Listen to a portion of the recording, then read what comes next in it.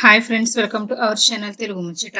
ప్రముఖ సీనియర్ నటి రాధికా శరత్ కుమార్ గురించి తెలుగు ప్రేక్షకులకు ప్రత్యేకంగా పరిచయం చేయాల్సిన అవసరం లేదు. అయితే తాజాగా రాధికా శరత్ కుమార్ తీవ్ర అస్వస్థతకు గురయ్యారు. జూలై 28న ఆమెను చెన్నైలోని ఓ ప్రైవేట్ ఆసుపత్రిలో చేర్పించారు. ప్రస్తుతం ప్రత్యేక వైద్యుల పర్యవేక్షణలో వైద్యులు రాధికకు ట్రీట్మెంట్ చేస్తున్నట్లు తెలుస్తుంది. మొదట ఇది సాధారణ జ్వరం అని భావించిన వైద్య పరీక్షల అనంతరం డెంగ్యూ సోకినట్లు నిర్ధారణ అయ్యింది. అయితే ప్రస్తుతం ఆమె ఆరోగ్యం బాగానే ఉన్నా పూర్తిగా కోలుకునే వరకు ఆసుపత్రిలోనే ఉండాలని డాక్టర్లు సూచించారు. కాగా నటి రాధిక ఆసుపత్రి పాలయ్యారన్న విషయం ఆలస్యంగా వెలుగులోకి వచ్చింది. ఇక ఈ వార్త తెలియడంతో సినీ ప్రముఖులు, అభిమానులు సైతం ఆందోళన చెందారు.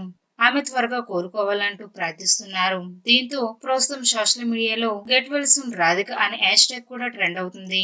ఇక రాధికా శరత్ కుమార్ తెలుగు, తమిళం, కన్నడ భాషలో కలిపి వందలాది సినిమాల్లో నటించారు. ముఖ్యంగా తెలుగులో మెగాస్టార్ చిరంజీవి గారితో కలిసి 16 సినిమాల్లో నటించారు. కేవలం నటిగానే కాకుండా నిర్మాతగా కూడా పలు విజయాలు అందుకున్నారు రాధికా శరత్ కుమార్. ఇక అలాగే వెండితెరతో పాటు బుల్లితెరపై కూడా సందడి చేసిన విషయం తెలిసిందే. పిన్ని సీరియల్ తో మంచి పేరును సంపాదించుకున్నారు రాధిక. ఫ్రెండ్స్, ఈ వీడియో కనుక మీకు నచ్చినట్లయితే లైక్ చేయండి, షేర్ చేయండి.